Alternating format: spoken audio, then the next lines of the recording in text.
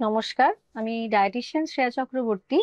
আজকে একটা খুব ইন্টারেস্টিং বিষয় নিয়ে আলোচনা করব। সেটা হচ্ছে অনেকেই বডি বিল্ডিং করেন যখন যেটা হচ্ছে কাঁচা ডিম খেয়ে নেন। তো এই কাঁচা ডিম কি স্বাস্থ্যের পক্ষে আদৌ ভালো, নাকি রান্না করা ডিম ভালো? তো আজকে সেটা নিয়ে একটু আলোচনা করব। তো দেখা গেছে যে ডিম তো একটা উপাদেয় খাবার, সেটা তো আমরা সবাই জানি, নির্ঝঞ্ঝাট খাবার। কিন্তু ডিম নিয়ে আবার প্রচুর মানুষের মধ্যে নানান প্রশ্নও আছে, যে কটা ডিম খেতে পারবো, কুসুম শুদ্ধ না কুসুম ছাড়া। তো এবার অনেকে আছেন যে এই কুসুম ছাড়া কুসুম শুদ্ধ এটার মধ্যেও যান না, একবারে কাঁচা ডিমই খেয়ে নেন। সেটা নাকি স্বাস্থ্যের পক্ষে আরো ভালো, তাদের মাসেল বিল্ডিং বা এগুলোর জন্য। তো সেটা তো একটা দিক আছেই। তো এবার আমি আসবো যে কাঁচা ডিম বা রান্না করা ডিমের মধ্যে যা নিউট্রিয়েন্টস থাকে সেটা কিন্তু মোটামুটি সেম। যেরকম ধরুন, ডিমের মধ্যে অ্যালবুমিন, গ্লোবিউলিন এই প্রোটিনগুলো থাকে, গ্লোবিউলিনের মধ্যে ফ্যাট থাকে। তো এগুলো তো আমরা সবাই জানি। এছাড়া হেলদি ফ্যাটস আছে। প্রোটিনটা একটা মেজর ইনগ্রিডিয়েন্ট ডিমের।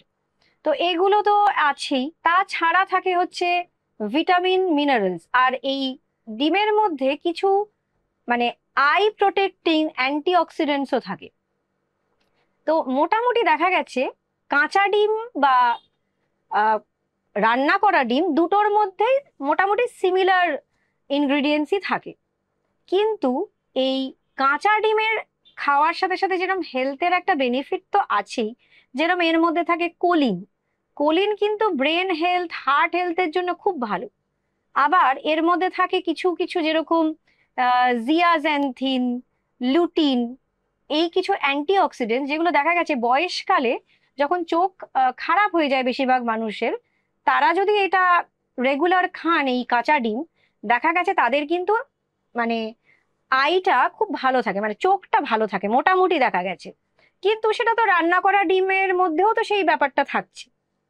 তো তাহলে রান্না করেও খাওয়া যায়। কিন্তু এই কাঁচা ডিমের সাথে সাথে কিছু কিছু নেগেটিভ এফেক্টস আসে, সেগুলো আজকে আমি একটু বলতে চাই। আমরা দেখেছি যে র এগ খেলে 50% প্রোটিন অ্যাবজর্পশন হয় বডিতে। আর যদি রান্না করা ডিম খাওয়া হয় তাহলে 90% প্রোটিন অ্যাবজর্পশন হয় ডিম খেলে। তো তাহলে বোঝাই যাচ্ছে যে অফকোর্স তাহলে রান্না করা ডিমটাই খাওয়া ভালো। আর দেখা গেছে কাঁচা ডিম বা রান্না করা ডিমের মধ্যে বায়োটিন থাকে এগ ইয়কের মধ্যে। আর কাঁচা ডিমে বিশেষভাবে দেখা গেছে এগ হোয়াইটের মধ্যে অ্যাভিডিন বলে আরেকটা প্রোটিন থাকে। এবার কি হয়, কাঁচা ডিম খেলে এই শরীরের মধ্যে যখন যাচ্ছে কাঁচা ডিমটা, তখন স্মল ইন্টেস্টাইনে গিয়ে কি হয়, এই অ্যাভিডিনটা বায়োটিনের সাথে ফিউজ হয়ে যায়। আর তার জন্য যেটা হয়, এই বায়োটিনের অ্যাবজর্পশনটা আটকে দেয়। এই বায়োটিন দেখা গেছে প্রেগনেন্ট লেডিসদের জন্য খুবই উপকারী। তো সেই জন্য এটা একটা নেগেটিভ এফেক্ট অফ র এগ। তাহলে কি করণীয়? তাহলে অবশ্যই রান্না করে ডিম খেলে এই অ্যাভিডিনটা কিন্তু যখন হিট দেওয়া হচ্ছে রান্নার সময়, সেটা কিন্তু নষ্ট হয়ে যাচ্ছে। তখন তাহলে বায়োটিনটা খুব সুন্দরভাবে অ্যাবজর্বড হতে পারছে বডিতে। এই বায়োটিনটা দেখা গেছে বিশেষভাবে বডির গ্লুকোজ প্রোডাকশন আর ফ্যাটি অ্যাসিড প্রোডাকশনে খুব কাজে দেয়। তো অবশ্যই তাহলে রান্না করা ডিম এই জায়গা থেকেও এগিয়ে থাকছে। এরপরে আমি আরেকটা বিষয় যেটা বলবো, যেটা খুবই শোচনীয় ব্যাপার, সেটা হচ্ছে কাঁচা ডিমের মধ্যে অবশ্যই একটা সালমোনেলা ব্যাকটেরিয়া থাকতে পারে, যেটা খেলে কিন্তু ডিরেক্ট একটা ইনফেকশনের ব্যাপার থাকে। তার জন্য স্টমাক ক্র্যাম্পস, ডায়রিয়া, ভমিটিং এইসব হতে পারে, আপনারা হসপিটালাইজেশনেও আপনাদের হতে পারে।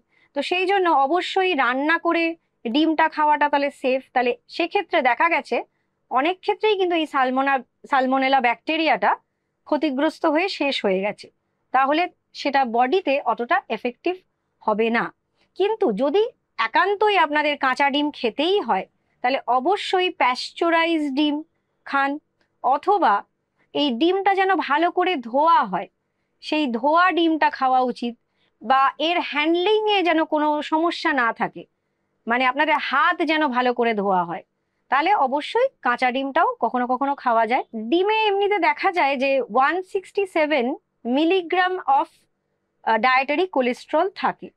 তো অনেকের যে প্রশ্নটা থাকে যে কটা করে ডিম খাবো, সেটা এখানেই হয়ে যায় যে সারাদিনে 300 মিলিগ্রাম ডায়েটারি কোলেস্ট্রল নেওয়া যেতে পারে।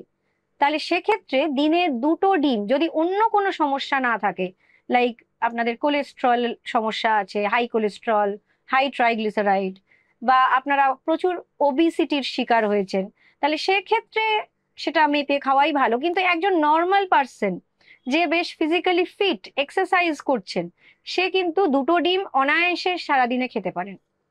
আর যদি এর থেকেও বেশি ডিম খেতে ইচ্ছা হয় অনেক ক্ষেত্রে, তখন 2টো ডিমের সাদা খাবেন কুসুমটা ফেলে দিয়ে। তো এটা করতে পারেন। এছাড়া একটা বিশেষভাবে আমি বলে দিতে চাই যে কাঁচা ডিম একেবারেই কারা খাবেন না।